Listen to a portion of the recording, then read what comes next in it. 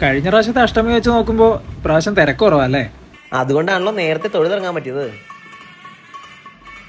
അയ്യോ, നേർച്ചിടാൻ മറന്നുപോയി.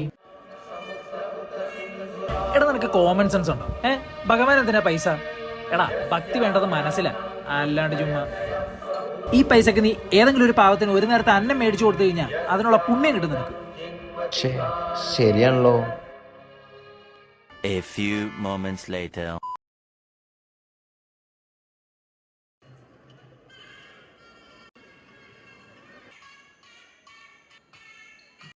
ചേട്ടാ, ഒരു പുഷ്പാഞ്ജലി, ഒരു ശത്രുസംഹാര പൂജ, ഒരു ഉദ്ദിഷ്ടകാര സിദ്ധി. പേര് വികാസ്. നാളെ തീരുമാനം.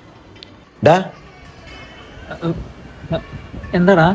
നീ കുറച്ചു മുമ്പ് എന്നോട് പറഞ്ഞേ ഭക്തി പൈസ കൊടുത്ത് വാങ്ങിക്കണം അല്ലെന്നാണല്ലോ നീ പറഞ്ഞേ.